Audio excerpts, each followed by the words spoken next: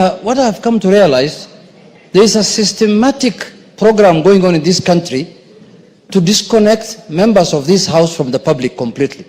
Mr. Speaker, I don't know where that plan is hatched, Mr. Speaker, whether it is in the executive or in the judiciary or somewhere. Mr. Speaker, there is a serious plan to disconnect members of parliament, especially members of the National Assembly, from the public, Mr. Speaker.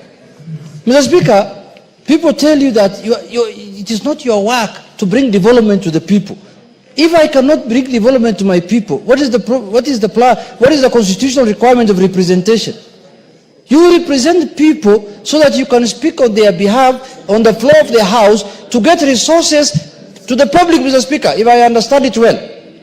Mr. Speaker, this is something that this house will not accept. Mr. Speaker, look at what's happening in the counties. We are not against devolution.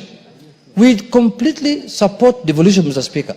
But, Mr. Speaker, we have to analyze since the last 10 or 12 years whether devolution has worked for this country.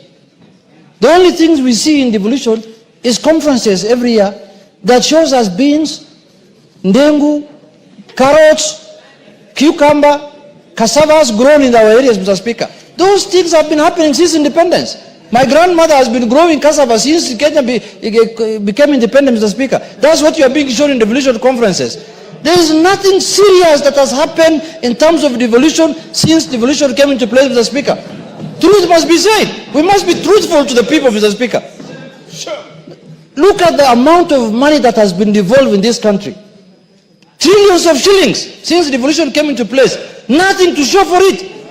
Nothing, completely nothing, Mr. Speaker. Let's be honest to Kenyans.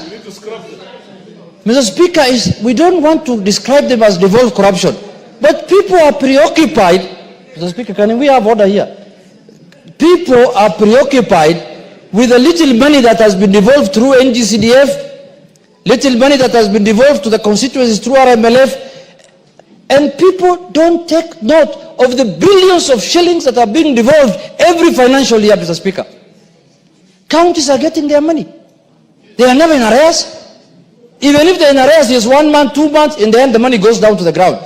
There are counties that are holding billions of shillings in their central bank accounts. I was reading in the newspaper the other day that there are counties that have not spent 48 billion shillings, Mr. Speaker. They are lying idle in their account. And they are still demanding for more money. They're saying, oh, the national government has not devolved. Lastly, Mr. Speaker, these people who are calling themselves here Nairobi, Kera and Kura, these people must know that these are organs of national government. They are not part of county government. They are oversighted by this house. This Director General of Kera, Mr. Speaker, this man is a joker. I can tell you for truth. He thinks that he is supposed to report to counties. Which governor oversights him? Which county government oversights him? That man must be dragged here to this house under full committee of the full house, Mr. Speaker. And he must be told in no certain terms that he is supposed to report to the National Assembly, Mr. Speaker. This is a man who thinks that he is supposed to work with county government. Which county government is giving him money? Mr. Speaker, you can go around to every constituency today, and we'll take you around as a speaker. The roads that are maintained by constituency development, by this RMF through the constituency, are known. In every constituency, they're not even more than 4 or 5. Majority of the roads are classified as county roads, and they're in pathetic condition, all of them. And they're asking for the RLMF for the constituency. The ones for the constituency are well maintained. Actually, the national government is trying its best to even tarmac majority of the county roads. Mr. Speaker, we cannot take this thing anymore lying down. We will put our foot down. We are tired of these shenanigans of counties and judiciary all the time saying CDF is unconstitutional, and these people are enjoying their monies. They are not delivering any services to the public, and the people who are supposed to do that work are being curtailed, Mr. Speaker. This matter must come to an end, and we are going to pass, as the majority leader said, the county revenue allocation, the extra money we are giving them through the bill that has been brought here, without RLMF. If they don't want money, the bill will get stuck here for good. You can continue with the one that you have been given at the beginning of the year, And I want to tell the Council of Governors, please, don't joke with members of parliament. They have been elected just like the way you have been elected. You have votes, we got votes the same way you got votes. Some of you, we just go through waves. You know, there are people who are saying, when the new constitution was being formulated, governors should have been appointed job. There are people who are saying that. We can amend the constitution, if need be. So, Mr. Speaker, in conclusion, we are saying, let us respect everyone's work as enshrined in the constitution and the laws, Mr. Speaker, and we must make sure that we are not supposed to be made like we are not supposed to bring any development to our constituency. A governor told me, Mr. Speaker, he told me on my face that, you know, your work is representation and oversight. You are just to go and make noise in parliament. That is all. That's your work. You don't have any other work. I told him, my friend, when we are going to do the division of revenue bill, we will give you very little money if you talk like that. That's when you'll realize what power is as the constitution given to the National Assembly. So, Mr. Speaker, we support devolution, but the county, what is this thing called? The Council of Governors. This amorphous thing first. It's not in the constitution. I don't know, it's in the County Government Act or something, Mr. Speaker, which we can repeal even that one. They must respect members of parliament henceforth. And that is not anything we are begging for. Mr. Speaker, it's an order, and we will stand firm to make sure that our constituency gets development as required by law. Thank you, Mr. Speaker. Your leaders have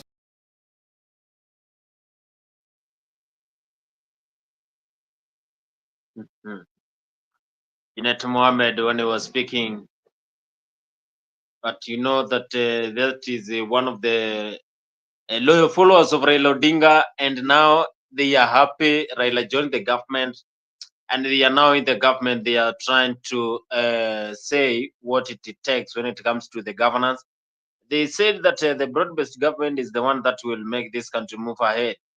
The broad-based government is the one that will transform this country. But now we are having a situation whereby the broad-based government is having the support from the Kenya Kwanza and also the ODM loyal members who really Kenyans thought they will change the situation of this country. Now they are supporting the government. Kenyans are still crying. The pressure is increasing. It's not decreasing. The cost of living is still high. We have 2 years before 2027 general elections. But now, still Kenyans, they want to get someone who will transform the economy of this country. But the president, when he was speaking, he said that he will make sure Kenya will be one of the best nations everyone will be proud of. But when we are seeing the kind of things that are happening, it's like if you are against the government, then you are going to be pressed. We saw the other day Gachagua being impeached. Impeachment that really costed a lot of people, and the loyal followers of Gachagua, they are now out of the major position. We have seen today Didi Nyoro being replaced by Atandi when it comes to that budgetary committee, and now Didi Nyoro is out of that committee. We have seen Mumias East Member of Parliament, that is Peter Salasia, he is also out of that committee. A lot of loyal supporters are being armored. They are being cornered because of their loyal support to the their loyal support to Gachagua. Gachagua impeachment has really turned a lot of things in this country. But now we are having Kenyans questioning on why do you have loyal followers of Gachagua being impeached. Does it mean that if you supported Gachagua, then you are out of the government? They're questioning why is this replacement happening after Gachagua impeachment that really took place early, that is the end of last year. We have seen Mwengi Mutuse, who presented that bill for impeachment of Gachagua, also be included. And the other day, Gachagua was saying that Mwengi Mutuse was used by the government so that he can divide, so that he can make this country divide. And that is why Gachagua also said when he was in Machakos, Mwengi Mutuse will have to ask for forgiveness because he was used by the government without his own push to present that impeachment motion for Gachagua, and that was to divide the Gema community, that is Akamba and other communities that are in the Gema region. So Gachagua was in a good place, but now he is saying that they use this Mweng Mutuse for impeachment. Now the Nyoro is out, replaced already, but loyal followers of Gachagua, they are suffering. Remember, this is a Freak 24, a political discussion. You can join us through the comment section there. Tell us where you're following this great conversation, and of course, we will be able to join and give you that permission and this chance to talk to Kenyans and tell Kenyans what you think about the current replacement that happening in the parliament. Gachagua friends, they are suffering, and they are not suffering because of anything else, but because of his support, how they are supporting Gachagua. Today, I was following the conversation in the National Assembly, followed what Speaker of the National Assembly said, followed what Boni Alole said, and this is after some of the close friends of Gachagua and any Kenyan leader from the mountain, they are being cornered. They are being cornered because it's like the government, the broad-based government, does not want Kikuyus in the leadership, and that is why even some of the members, some of the senates questioned also why we have them being cornered after all what has been happening. Event, Mr. Speaker, that's happening in New York this week, Mr. Speaker, of women. Mr. Speaker, when men issues are being discussed, women are also present. I don't know why the delegation that was sent by Parliament to New York, Mr. Speaker, only consists of female gender, Mr. Speaker. Why did we not have MPs also of male to go and discuss women issues, Mr. Speaker? There is also an anomaly, Mr. Speaker, of that issue. There's a serious accident that's taking place also in New York, Mr. Speaker, where only women, our women colleagues are only meeting, Mr. Speaker, without any single member of male gender, Mr. Speaker. That's also a very serious accident in New York, Mr. Speaker, that needs to be addressed. Thank you, Mr. Speaker. What is good for the goose is good for the gander. Clerk, before you call the next order, allow me. And Donya, the constitution of committees is done by your leaders. One is sitting in front of you, to whom you are preaching the accident. The other is sitting across the floor. Take their complaints to them so that you can be able to address them. Yes, Deputy Speaker. Honorable Speaker, I'm just giving a point of information to Honorable Junet to let him know that what's happening in New York is called positive discrimination. Yes. Yes, Jematia. Thank you, Mr. Speaker. On the same note, on an order paper, okay, standing order 173, on what Donya said, it is also a replica in Committee of Finance, Mr. Speaker. The same thing, and when you talk about CSW is a meeting that is done for women agendas and women affairs, but this is a committee that deals with resources, deals with issues, policies of government, and it does not mean that women can be isolated because it is a gender, and I mean men cannot. Yes, Janet. No, but you know, Mr. Speaker. Mr. Speaker. Order, Jematia. Address the Speaker. Mr. Speaker. Yes. Majority Leader, we have acknowledged the anomalies in the committees, and we have to address them, Mr. Speaker. The committees must have gender parity. But, Mr. Speaker, also what's happening in New York, men are stakeholders. What women are discussing there affects us, Mr. Speaker. We must be present in the New York, Mr. Speaker, because we are stakeholders also on issues of women. They affect us, Mr. Speaker. What you are going there and discussing, you are going to implement it when we are present where we are, Mr. Speaker. So we are stakeholders. You must engage us, especially fathers to girls like me, Mr. Speaker. I must know the agenda of women in New York, Mr. Speaker. I must know. Order, no more agenda passions on the floor. I want to acknowledge the presence of Kirirwa Junior School from Kitui Central, Meru, in the public gallery, and Koelel Forces Academy, Gilgil, Nakuru, in the speaker's gallery. On my behalf and on your behalf, we welcome the students and their teachers to the House of Parliament. Next order. Order number 8. That is the discussion whereby United is saying, but of course we have the ongoing conference that is happening in the United Nations headquarters in the United States of America headquarters, whereby the UN headquarters is hosting that conference, and of course a lot of leaders. We have seen Gladys Wanga is there, Emilio Odhiambo is there. They are there representing Kenya. We also have seen a lot of people in that United States meeting whereby they're discussing more about climate, more about women. And that is what United is saying, that men also should be included in that position. We should be having parity when it comes to those areas being represented. Now, after the corner, after the loyal followers of Gachagua being cornered, now we are having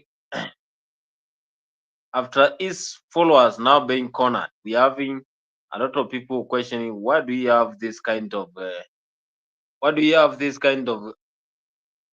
leaders being cornered? What makes Kenya a great nation? Of course, we have seen how they are being treated in the parliament, how they are being questioned. But some of the leaders are trying to defend. Some of the leaders are trying to say that it is bad for what is going. And of course, other leaders are saying that Gachagua should also be included in the government.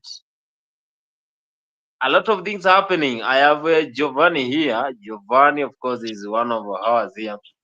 Giovanni, good evening. We have seen Gachagua friends being cornered in the parliament. Why do you think this is happening? When you are alone today. You are alone today. Watu kila siku mimi nakuanga tu hapa. Lovely. So, you know, I think we Africans, we are kind of, I think we are just stupid. That's all I can say. I think Africans in particular, humans, but in particular Africans, we exhibit the lowest morals of indecencies. We are just the lowest of the lowest.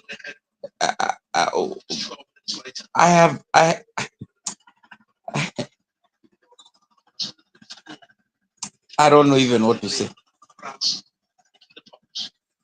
We are a pathetic lot. What do you think? I'm listening to hear from your end because I've seen how the loyal friends of Gachagua today. Of course, one thing that really shocked me is the elimination of Gachagua loyal friend there, Didi Nyoro, and of course he was replaced immediately. What really led to this? Is it because he's a close member to Gachagua? And also, why would this happen? And yet, we thought Raila Ruto handshake will bring change. Or it came to press more when it comes to the mountain leaders. Kikuyus are under siege. No, it depends on what you're seeing, and how you're looking at it. Currently, right now in Kenya, it's not about. It's not tribal. Have you tried going to the X platform? What have you been able to digress from there, dissect from there? But nowadays, they are saying that when it comes to social media, it's totally different from what you see when these Yes, leaders yes, appear in public. yes, yes. What you are finding in the social media basically is nothing tribal. You know, people are very much against, and in particular, you find a lot of Luos are against Suna MP, that is Junet. They are against Kaluma. They are telling them that every time you're always crying wolf.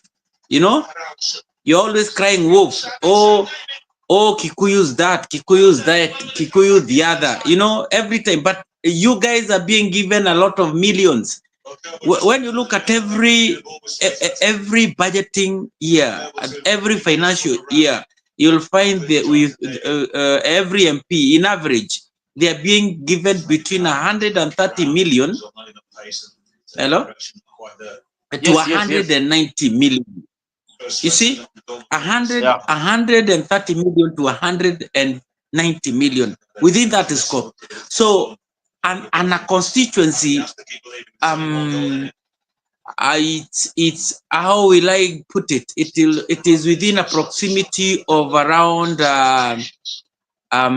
it's not even 8 kilometers square meter. You know, it's not 8 kilometers. Give it like 6 kilometers or 5 kilometers, one constituency, you know. So that is 8 kilometers square foot. Square kilometers, not foot. Square kilometers, 8 square kilometers. So with 130 million, let's say you're being given, because I've seen within the tabulation, I've seen they are being given around 137, 150, 160. So give them roughly around 140 million. Even if it is classes, how many classes should you be able to at least build or equip? Because you're not even being told to build, you're just being to renovate, to equip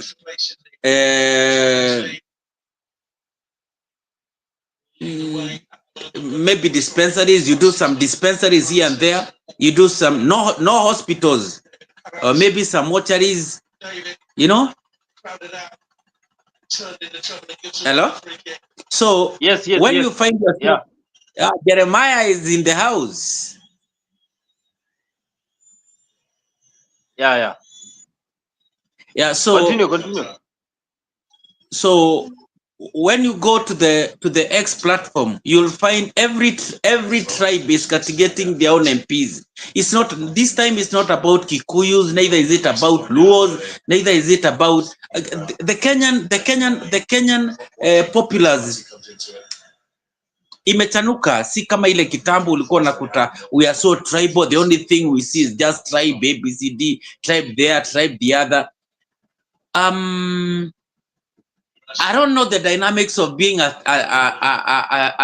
chairman of a budgetary committee, whether there is so much difference.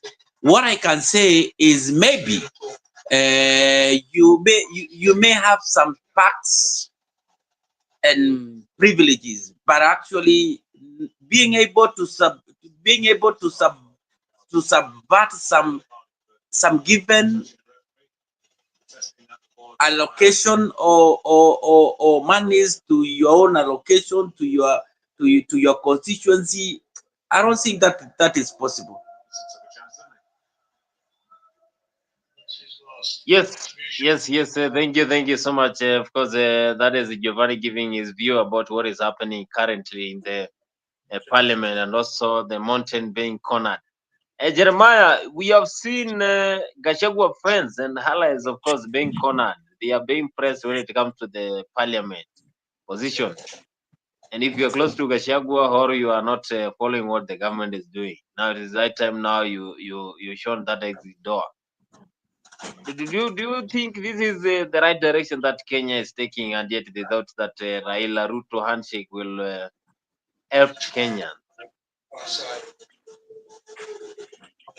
Hey, good evening, Bon. Good evening, Alex. Giovanni, good to see you. Good to see you too. Is it you were arguing with on WhatsApp about this budget allocation today When was on that? WhatsApp?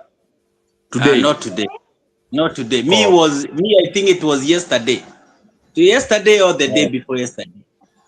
oh, okay. Oh, that's good because I think you have the same sentiments somebody else had on WhatsApp, but let me just lend a little bit of my understanding of how this works. Yeah? Now, you see and this is the reason why parliamentarians fight for this committee seats and committee chairs.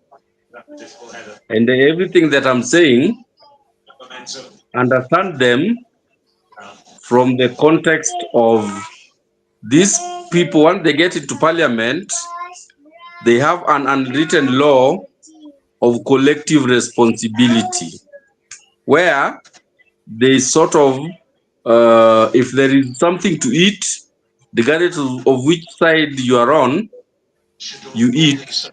And if somebody is eating, don't make noise, because one time you'll want to eat from their side. So they have that agreement that they have, within themselves. Now, when you sit in a powerful committee like the chairman of the budget allocation committee, okay, what it means that all budgets that are allocated go through your committee to approve before the exchequer is allowed to disburse. So what they do is, if I'm sitting as the chairman of the budget allocation committee, when these budgets are being allocated, okay, and I have maybe 10 other members of my committee with their own different constituencies, we are given 1 billion shillings that is supposed to be shared between 310 constituencies, 360 constituencies. So what do we do as a committee? We say hii pesa haitatosha hizi zote. However, as the 10 of us, let's agree tujipatie 100, okay? And we defend our position. Mimi chairman, wacha nijipatie 200, and then the remaining constituencies wacha tupatie watu 5, 4, 3, 2, 1 . You understand? They have budgeted that whole amount that was allocated. They pass it, because once parliament passes the budget, it is agreed that this is above board and it goes. And when they're doing that, they also even work with people from treasury, from the budget and treasury, who will then approve this and sign off on this. So because when you do that as a chair, what happens next is that the chairman of maybe ICT committee within parliament, any money that has gone, that is being allocated for them, they will come to you and say, hey boss, si unifanyie favor this. You will do that for them. Somebody who sits in the committee of maybe transport, they also have something they want. They'll come, wanaulizana favors. They give each other favors like that. So they know how they do this. And once parliament passes it, hiyo imeenda. Watu wa treasury will allocate based on how parliament passes. So not that the chairman decides and allocates all the money to himself. He just redistributes the money, gives himself more, then goes back and eats with people from treasury, and that budget passes and it goes. And that is how, what's his name? Ndidi Nyoro was able to allocate himself monies. So it is interesting because people have been saying, hey, this Ndidi Nyoro guy, hey, kwani how much money is he getting? Why is he doing so much development and other MPs are not doing anything? But we didn't know. Now we know what was happening. And we are not saying something that is not, it's not rumors. This was something that was debated in Parliament yesterday, and that revelation led to him being removed from that chairmanship position in the Budget Allocation Committee. So, in my layman's understanding of how that process works, that is what he's doing. In Kenya, the processes are laid down, but if you have the capacity to compromise people, especially when it involves money, even the president can be compromised. There is no one in this country, even the judiciary, anyone in this country, the country is that rotten, the country is that bad. Anyone can be compromised with money. Tunapenda pesa sana. So for somebody like chairman of a budget allocation committee in parliament to go back to treasury and compromise people and give some backhand here, he can do all that and he can keep all the money he wants and no one will even complain until those people that are complaining have a reason to complain. I think that's what was happening. And I don't think I'm too far from the truth. But Jeremiah, what is wrong? Of course, before Giovanni, what is wrong if Didi Nyoro was doing a lot of development in his own constituency? What is wrong? There is nothing wrong. There is nothing wrong with the development. What was wrong was that, because you see, the budget that comes to the budget allocation committee comes from treasury. It comes from treasury, having been distributed fairly amongst whatever all the beneficiaries are. So whether it's constituencies or wards or what counties, whatever. What he was doing is that he's compromising that budget and redistributing the allocations unfairly and passing it. Bonnie. Yes. Let me ask Jeremiah, because I don't want us to speculate, because also I would love to be also in the know-how in this. But let's go step by step. What's the work of the budget committee? First and foremost is to set allocations. They are not there to disperse the money. They don't allocate. The parliamentary budget committee, they don't allocate. The allocation comes from treasury. Yes. They just sort of like put a stamp of approval on it so that it goes. They can reject, they can approve, or yeah. So they don't appropriate money to anybody or to any constituency. They debate and analyze and approve or disapprove appropriations that has come from treasury. So they are not. So what happened? What is their work? Is just to approve and to rubber stamp, or to disapprove. Yes. So let's suppose. Let me ask before I ask the next question. Let me go back and ask a question I should have asked earlier. Who was the budget committee? Who was the budget committee chairman before Dindi? Before Dindi, who was it? I'm not sure. No, I know that during Uhuru, at some point, Kimani Ichung'wah was. Yes. I think yes, Kimani Ichung'wah was at some point during Uhuru's time. Then but he was during that. Yes, during Ruto's time, I think it has only been Ndindi Nyoro. Yeah, yes. But after, so let's say Kimani Ichung'wah. Is there any growth or development within his constituency which we can be able to pinpoint out that this guy was able to do this much or that much? Not in a very not in the magnitude of what Ndindi Nyoro done. Yes, true. Yeah. So so where, let's say, like then they did 1 or 2, 3. He was able to allocate him. He was not, but what you've said is he was not the person who was responsible for allocation. But through his conversing, he was able to do what? To attract more funding, or help me to try and understand. What they would do, okay? The same example that I gave, eh?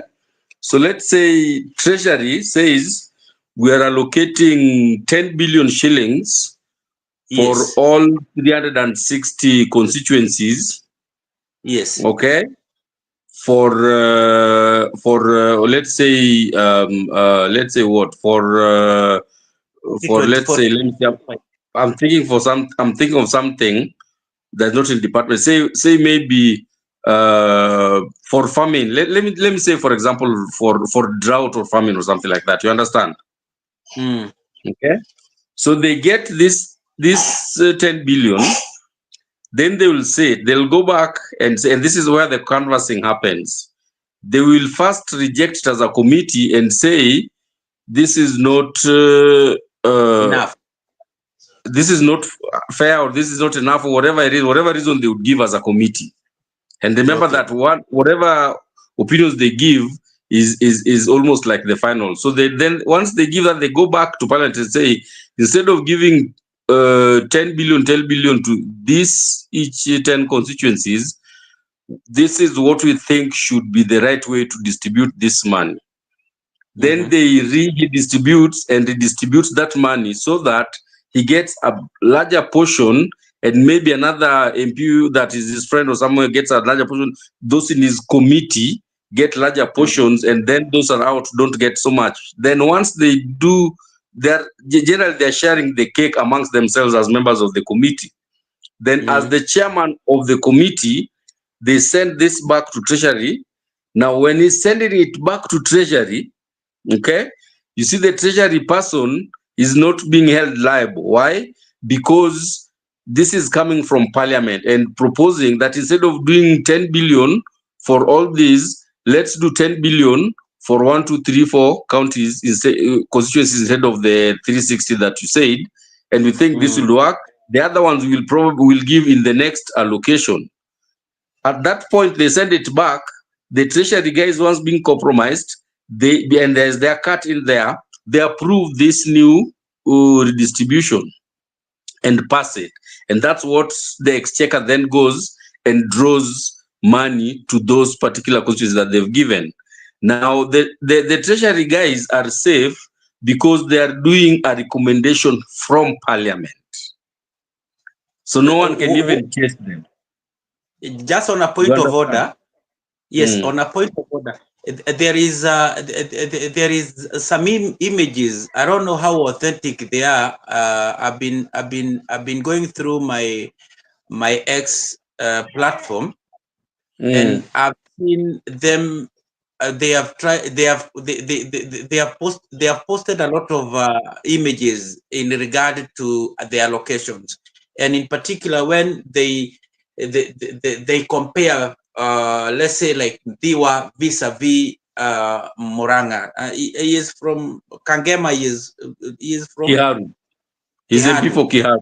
Yes. And they have said that the guy from Diwa actually gets even more, has been getting more funding since 2018 up to now. 2020 up to now, more than Kiharu has been getting. So my question is, are these because the internet, they have gone through the Parliament website and be able to download all those images, and they even, when they are comparing between Suna and Kiharu, the differences are only in 3 or 4 millions per every year. Like you find there is 137 and then 134, and you find there is 160 and then 168. So between from 2020 to 2025. So my question is, there is not much of a difference between the allocations unless we say there has been more money coming through those privileges when being a chairman. Thank you. That is exactly what I was going to say to you next. When you catch a thief, okay, when you audit what he has, Yes. you know, and he's a thief who also works. You audit him, you will see the things that he has earned on record through his legal earnings. But the things that he gets through his illegal dealings, you might not even be able to see how much that is. And that's where the bulk of the money. So I am not aware of the report, the report you are saying, but what I'm probably supposing might be you're looking at the official budgets from Treasury, which would be that case. So those are the official allocations on record.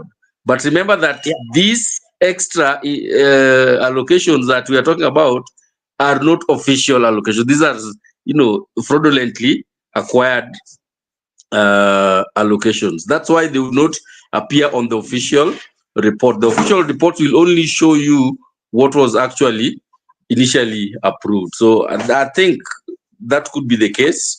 But I'm saying I think because I haven't seen the report you're saying, so I don't know the context of it as such. Do you have an X platform on your phone? Yes, I do. Yeah, try to go through some of those. Like you'll find there is where they have put Dende Nyoro. There is a trending segment of Dende Nyoro, Suna East, and Kaluma too.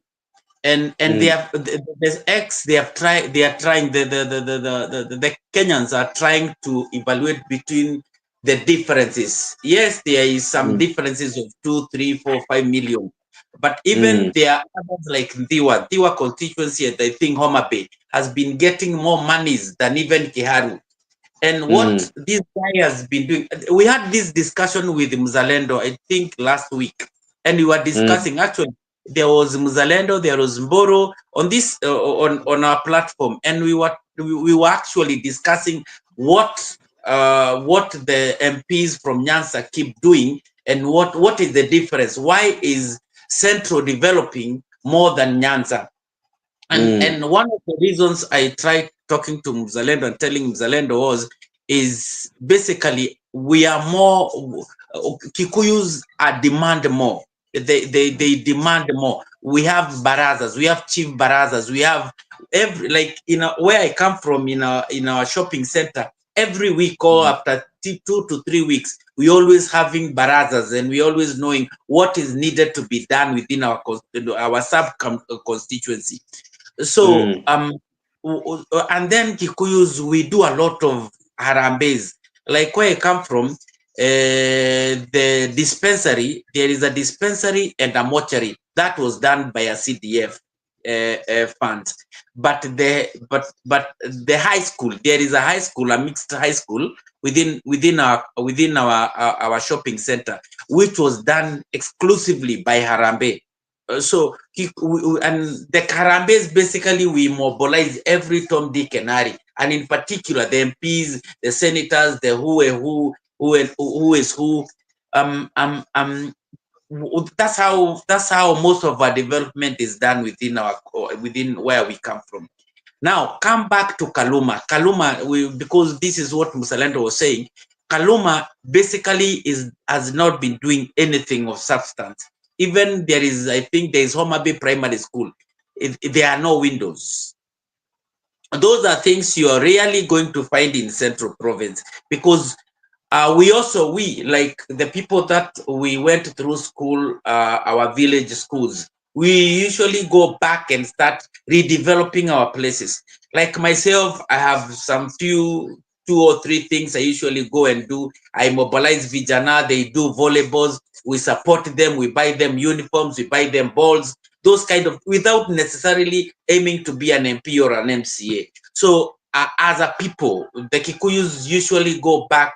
The people who make it through Nairobi or wherever they are, whether they are abroad or elsewhere, we usually go back and mobilize and bring out, help our community back at home. Yeah, I understand you. I think, I don't and some of those also. I don't want to dispute your analogy of how the funds are allocated, how they are appropriated. I have no idea. I can't stand and tetea Ndindi Nyoro. The only thing I know about Ndindi Nyoro is before he became an MP, he was a very rich man. I think he's rich he was rich before he was an MP. He was a billionaire. The guy, I think, still owns a very big chunk of Kenya Power. And that's the matter I know about the man. I don't come from Murang'a, I come from Nyeri. But what matter I can say is all this, whether our MPs or your MPs, most of them are shenanigans. And I think why the Nyoro has been able to do much more in that constituency is majorly because he has money. And why you find Kaluma has not been able to do much in Homa Bay is because he doesn't have much personal money. So most of that money, most of it maybe goes back to his pockets. Because you can't tell me 130, we are talking about it with Bonnie. You can't, Jeremiah, you can't tell me over 130 million per year, you cannot be able to do something that is visible within your constituency. Is that possible? Surely. You see, CDF. That's why they really fight it. When somebody try to say, "Oh, this CDF, we need to find a way to, redistribute this monies." CDF has outlived its usefulness and things like that. They really fought it. That is the MP's cash cow, right? Yes, and that is why MCAs are also now fighting for a similar one, Ward Development Fund, WDF. So one thing I agree with you totally, and that's something that it's known, especially for us Luos, yeah. And I think many other parts of Kenya, even Central as well, it's applicable. We get into politics to get rich, yeah. True. But a lot of times in Central, these young guys, Ichungwa, Kanini Kega, Ndindi Nyoro, they didn't get into politics out of their own, desire to be politicians. The old wazees, Kina Maina Wanjigis, and these old guys, they were propping these younger guys to go in to serve some interest for them, right? So there was an element. It's not true in every case, but I can tell you for a fact that I know that Maina Wanjigi funded Kanini Kega because I know that at a very personal level almost, and I know that what's his name, Ndindi Nyoro had money, but I don't think he was billionaire yet. But he had some good money before he got into politics. Now that is the inverse of us a lot in Nyanza, where a lot of people go into politics when they don't have money, and they go in there and start making their money. And that's where the CDF becomes very important for them, so that instead of doing the development that they need to do, they want to hoard money and just get rich, through their parliamentary positions. And that's the truth of the matter. Mzalendo and I went to the same primary school, Homa Bay Primary School. Kaluma is our MP. We are in our WhatsApp group with him. We find him every day. We tell him, you need to go back and do things like this, like that. But of course, as like you're saying, we've mobilized. We've done a library. We've done sort of facelifting of the school things. People have done things as alumni of the school. So we also do some of those things.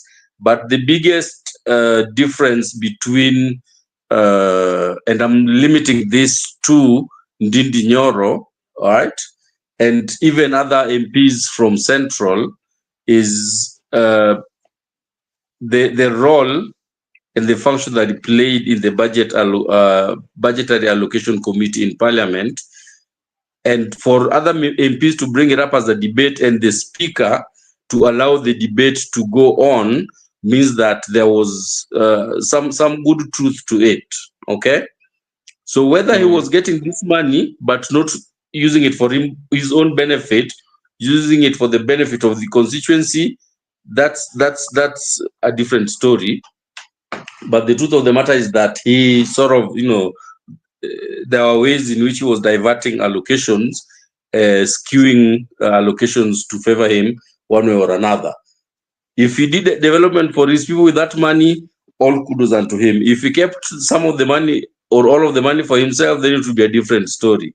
But now some MPs don't have that privilege, and they are coming from a not very financially rich background, want to make themselves rich. The output is exactly like the example you brought up of Kaluma. And that's the reality of the matter. One thing I can say, Jeremiah, is also I think we also need to come out of that mentality, and in particular, that this mentality from Nyanza, that we don't get enough resources. We have not been in power, because back CDF has been there since wakati wa Kibaki. Averagely, it started with around 30 million per constituency. You remember when Kibaki started, it was around 30 million. Today, they usually go back home with around a 30, even 190. I was looking at those statistics. So there is no one constituency or one MP or one region which can stay and state categorically that we are marginalized. One. Second, there is the devolved funds. Every county is able to collect their own revenue and their own revenue, they don't take it back to the main government. They don't take it to the national government. So they use it for their own development, and also the main government then takes back that money. It takes a huge chunk of money and redistribute it back to the I think it's 35%. Yeah, it's called on-source revenue. Yes, so and it is plowed back to the counties. So there is no one county. Mimi kama kiongozi katika taifa hii yetu ya Kenya, mwenye nilikupenda na ninakupenda, nilikutafutia.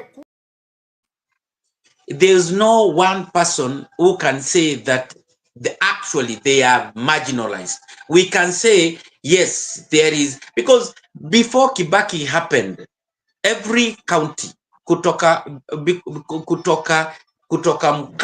mkoa wa Nyanza kwenda mpaka Mombasa, kukuja hata Ukikuyuni, every county ilikuanga in shambles. Moi had made sure that there is no development. Now, the only time people can say that Kikuyus had a better opportunity is when it was at the time of Kenyatta. And that is almost like 50 years ago or 40 years ago, So we can't keep saying that we are marginalized, there is no enough work, there is no enough, because God has helped me in a big way. I've been able to travel. I've been able to travel even in the interior of Luo land. My brother has married from Luo, there in Bondo. I have friends in Siaya. I've been able to traverse Siaya. No, I've not been able to go to Homa Bay, but I've been to Migori. I've been to Siaya. I've been to Kisumu, and I can tell you the same thing what is happening in Nyanza is also happening in Kikuyu land. So there's no that much difference. The only places you can say now, these places are really marginal, but they are also not marginalized. They have been getting resources. They have been getting allocations from CDF. Let me give you a good example of Northeastern. Northeastern, within, let's say, like a constituency called maybe Jira or whatever it is in Mandera or Wajir up there, it has maybe a population of around 5,000 people, and it gets almost similar amount of money. But what do these people do? They take their money and buy houses here in Isli, in South B, in South C, in Kitengela, Waria, everywhere. So in a nutshell, they don't go back and develop their places. What they do is they steal from their own community. Let me give you a good example. I live in Kitengela. Kajiado is one of the biggest beneficiaries of constituency and county allocations. But trust me, there are no roads in Kitengela and in Kajiado. We don't even have sewage line. Just tell me, in 2025, a full satellite city, a town called Kitengela, has no, and I repeat it, has no sewage line. There is no water. There is no fresh water. And just next to us in Adriva, where Mutua was the governor, there is fresh water. That goes to tell you what is really wrong, what is happening, what is not happening.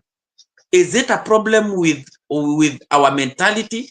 Is there a problem in our location, or is there a problem with our politics?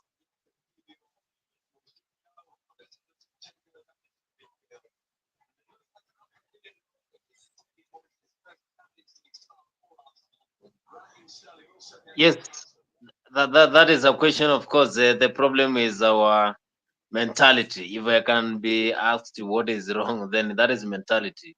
Because most of people, they tend to fear those places. They say it's marginalized.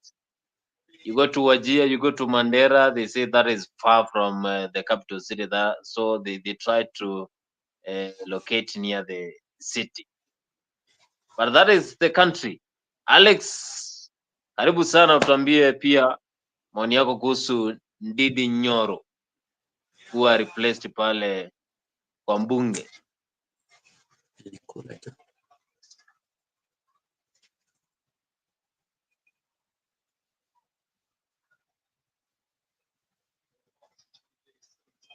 I think Alex is asleep. Jeremiah, do you think that most of people, they don't like going to those remote areas? Like, they don't want to be far from the city. That is why they're doing what Giovanni is saying. They want to stay around the city so that they can utilize those facilities like the air transport when they want to go far, when they want to come to town CBD. Because when you go to those places, then you find that they are still getting the same number of money, but they have zero development. Personally, from my area, I see nothing. From Mukambani, where I come from, there is member of parliament, but there is zero development. There's no balls, there's no roads, there's no even those street lights, nothing. What do they do with that money? I don't know. They eat And with their people. my member of parliament is Rachel Kaki. That is one of the very vocal member of parliament doing nothing. He is a first timer. You see the No, thing. he's in that time. Giovanni, what I keep telling people, and this is what progressive societies have done. We still have this colonialist mentality of making some very simple processes and procedures very complex for no reason. This idea of us having to allocate resources through different layers for it to get to where it's supposed to serve a purpose is colonial mentality. It was meant to just create confusion for us. Our public procurement processes were meant to really just make it so hard for us to move. And we are stuck with it. And we are stuck with those because in that chaos, somebody is eating. Somebody is benefiting out of those chaos. Progressive societies have done away with those processes and said, you know what, if we want, as the Kenya national government, we feel that the whole of Eastern Province, as a province, there is a shortage of, water. And the solution or a stopgap measure is to drill boreholes. Okay? What a progressive government would do is say, fine, can we take stock? How many boreholes do we need to drill there? How much will it cost? Right? Once you have that, you look for the money from the treasury and say, this year, for the next 10 years, we are going to allocate X amount of money directly from the central government, okay? And goes to either the contractor or a government department that has been created specifically for that purpose, directly. That gets done, and within 10 years, the whole of Ukambani has borehole, and that problem is solved once and for all. Retrogressive societies, what do? We have Ministry of Water. We have Ministry of Social Welfare, where, lacking water still falls under that. Social protection and I don't know what else. We have Department of Environment. Now, these departments get money, okay? Some even get, they call it special funds for emergency, requirements. When they get this money, they can't go directly on the ground and say, we are going to drill boreholes. They would have to go to another department again, okay? And then that department has to go to another department again. Then that department now goes to the contractor to drill. Do you know what happens between all those many different layers? People are eating this money. By the time it gets to where it's supposed to drill 10 boreholes, it can only drill one. And the driller also wants to eat some of this. So instead of drilling and completing one borehole, he will drill it halfway and leave it halfway uncompleted and goes. And no one will even follow him up to ask him, hey, boss, you got money to drill a borehole, you didn't finish. You see, so those systems are retrogressive in my view. We should, if we had good leadership, so that question that you're asking, it goes back to leadership. If we had good leadership, we would have been having a leadership that saved from the 70s, right? From Kenyatta 1 to Moi to Kibaki. By Kibaki, we should have been really sorted. Kibaki by Kenyatta 1 and Moi, that's where we should have shed off these colonial processes and procedures and come up with things that work for us. If we had done that effectively, we would be very far now. But we didn't do it. And some people found out that in that chaos, they thrive. Because there are people who thrive in chaos. They will not fix it. It's not in their interest to fix it because they thrive in those chaos. So that is the biggest problem that we have, our leadership. If we want to fix it, we have to have leadership that wants to work for the people, that is aware that we have processes and procedures that are not up to date, are outdated, and should be changed. Example again, our prison system. Right? When the colonialists left us with the prison systems and the jail terms and things like that, it was purely punitive to punish you. Because an African was a hard-headed animal, they had to beat the shit out of you for you to understand things and detain you. We have maintained that. But progressive societies, prison systems are not punitive. Yes, they are punitive to an extent, but they are more corrective.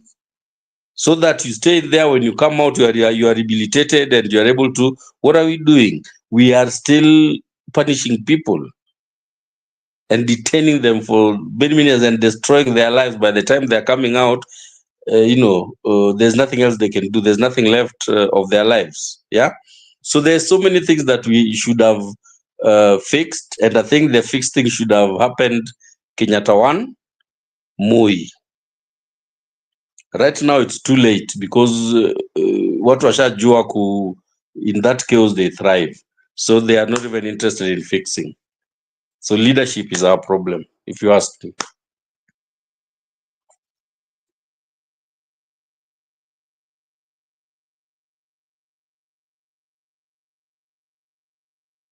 You are mute. You are on mute, Giovanni. Mute. Oh, I'm saying what you said, it's basically the truth. And in particular, I just want to support you. But you forgot something, eh? Kibaki did a lot. Kibaki did a lot of resetting, when he brought on board, because he wanted to address the historical injustices in terms of development. He brought on board the CDF. Then they with Baba they brought the counties, the devolved units, and this was to address the marginalization. Basically, isipokuwa story ya barabara kubwa kubwa, because now the CDF addresses those small village roads. The ward fund and the city and the county funds, they deal with the small roads, the inroad roads. The national government was left to deal with the main roads, the major roads, the highways. And if from your place there is no development when it comes to the main and the bigger roads, like I've been to Kisumu, you guys now have very good roads. So basically it means that the national government has been able to address that which was not there. The lack of those small roads within your constituencies, within your counties, is not the work of the national government. It's purely the work of the devolved units, and in particular the governors. But what do? They usually pull the back and push the back towards, hakuna usaidizi, hakuna pesa ikialoketiwa, they are given equal distribution. So the national government, kama kuna vitu, the main things, if there is a problem with addressing the main issues like kuweka kiganda ya avocado, cooling system ya fish, all those, we can talk about major development. If those are those things that we are talking about, and we should be talking about, that's where the national government has not been doing what it should be doing, then that I agree. That should be in agreement. But also, you talked about the essence of our politics, and I support you on that. Our politics, I don't know. There are people, as you said, they just love. They just love this essence of chaos. They derive in chaos. They love it when it is chaotic. They love it when there is the kickbacks. Because if you watched what Kina Junet was saying today or yesterday, I think it was just politics. They were saying nothing, because everybody will start asking, where were you? Why were you not being able to do this much? So they were trying to counter that with doing more politics. Today on X platform, I want to invite both of you to be able to watch to look at the Ndenyoro trending segment.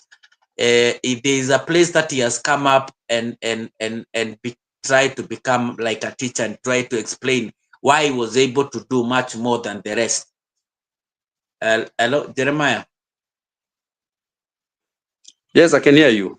I'm listening. Yeah, and then he was saying he came with this analogy of he was dissecting basically what goes on when you are given like 1 million. You go to your constituency and you give them 1 million shilling, and he was saying that most MPs, when they go with a check of 1 million shilling, they are given back a kickback of 16%. So it is less 160,000. Then the contractor who comes on board, he has to give back a kickback also, because they are committee members, they are people, yani their interest. So the interested parties, they get back around 300,000 or 350,000 or 300,000. So he was saying before even the project starts, it's less 460,000. And he says by the time the contract the project is done, it will not be able to meet the standard under which it was expected it to achieve. So basically what you are saying, corruption and politics is eating what basically is our cake as a national, as a nation.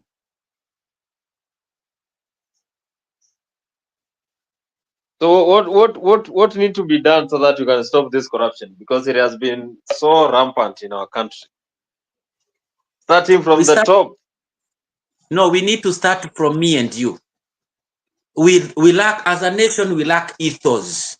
We lack ethos. We lack scruples, Bwana Jeremiah. We are not good people.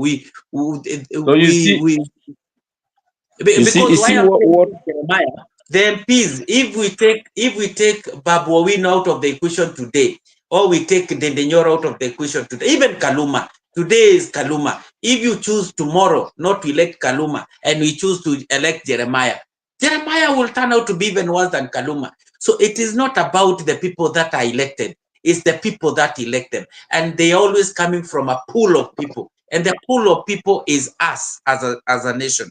Us, me, you, we lack the ethos, we lack godliness. You see what you are saying, Giovanni, is very true. And let me tell you something. This is more from like a financial modeling type of scenario. Anytime damage is done over duration of time, it will take you 3 times the duration that the damage was done to fix it. Yes. 3 times. And that is from the time you start fixing it. Now, in Kenya, because you have to go back. Yes, you have to go back. Corruption has eaten us for the last 50 years. What that means is that if we start fixing corruption now, it's going to take us 150 years to fix it. True. Right? Unless something very drastic happens in our society. Now, with that in mind, what I say is, me, the politician that I will know means well for Kenya, is a politician who will come on the campaign trail and say very honestly, you guys, our social fabric is torn to the core. Yes, it's wanting. We have no ethos. I'm not going to tell you I'm going to fix it now, but I want to plant a seed that within a short 20 years, anyone who will be around then will see the difference and will come back and say, thank you, Jeremiah, for what you did. And my prescription is go back to our education system from when we are children. Yes, yes. A politician who will say, I want to start overhauling our education system so that we ingrain our sense of citizenry, ingrain our pride, ingrain integrity from our children from when they are starting, Uko PP1 CG pre-unity, what. And let's build that and make it stronger and stronger as they grow up. And let's reap the fruits of that in 20 years or so, when they're finishing high school and they're going to college and they're starting to, where now you try to bribe somebody, they're looking at you, they're wondering, from which world are you? You try to give somebody a bribe and somebody is wondering, hey, well, see, I thought this was things that were done in the 90s and 80s. Hey, in this area, you're still bribing people. You see, because the sense of citizenry has gone so high, people have been, integrity has been inculcated in people from the road. Guess what? What I'm saying is not theory. This is what Singapore did. Singapore did this. They went back to their education system and started inculcating integrity from the ground up. That is what Rwanda is doing. Yeah. So you are growing up in a society where if you are corrupt, vile tunaangalia mwizi hivi, sisi sahi as a society now tunaangalia mwizi wa kuku, tunasema nani ni mwizi. You see how spiteful people look at you. Those societies, you are corrupt, they look at you like that. They're wondering, hey, this person, what's wrong with him? Why is he corrupt? Why is it? So for me, a politician who will stand on the campaign trails and say, I want to fix this country. I'm not going to fix it now, but I want to plant the seed. Overhauling our education system. This is what we want to start doing. Over and above the academics, this is the level of integrity, and this is how we want to inculcate the ethos and the sense of citizenry within our people. And whoever I'm going to start this with from the ground up, in 20 years when they are coming out into the job market, they will have this in them, and that will create the chain that will start revolving.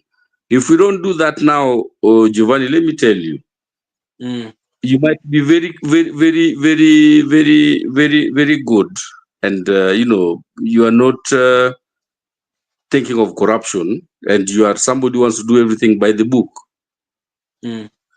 But what happens is that when you get into any business environment or public sector environment, corruption is so rampant that it swallows you. It swallows you.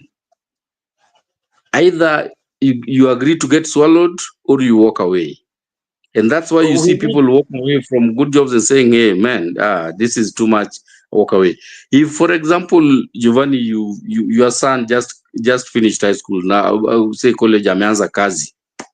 He goes into a government and finds somebody who is in say, for example, is in procurement, and get somebody who's in procurement department from a certain ministry over the last 30 years. And the way ministries, they second people to different departments every now and then. So this guy has been employed by Ministry of ICT. He's been seconded to State Department for Communication. He's been seconded to State Department for Information. He's been seconded to State Department for what. So he's been meeting with all these different departments, and he knows the people there, and they know how the system works. So this new youngin comes in and says, look, guys, the way we are doing this procurement is not very efficient. Can we change it this way and that way? All the people will be looking at him and wondering, sasa huyu anafikiria yenda anajua kutushinda. Sisi tumekuwa hapa miaka 30. Yanakuja hapa ametoka kule leo anataka kuduni. What do you think would inspire that? I think we need an inspirational leader, because we need like a huge shift for us to. We need like a huge, massive shift. Kibaki, I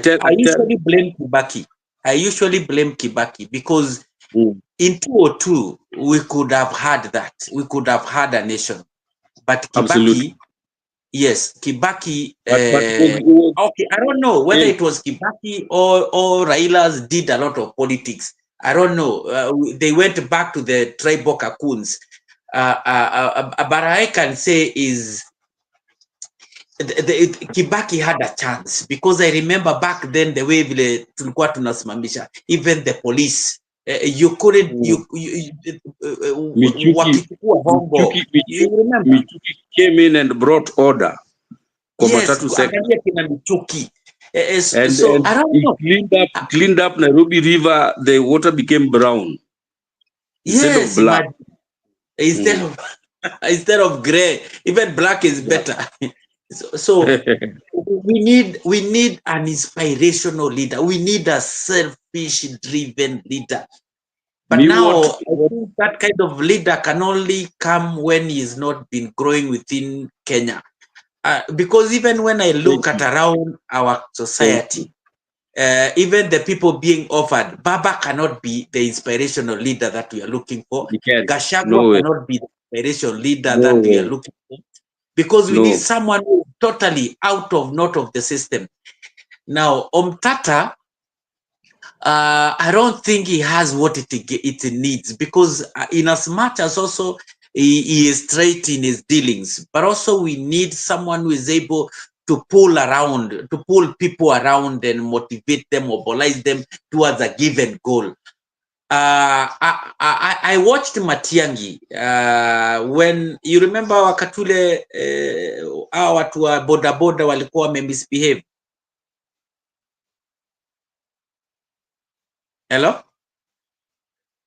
Yes, I remember. The way wakatule walikuwa misbehave, and I remember I remember how he handled these boys and men, because most of them are just boys within their 20s and 30s, and how he was able to father them like a father, talking to them, and then because you don't use so much of your hammer, you need to a leader who is able to use the carrot, the carrot and the stick at the same time. So at that time he used the stick, then he started using the carrot, and those guys were able to reform at that particular time, and they changed in a big way. So we need an inspirational leader, someone who is able to bring a big and a massive shift.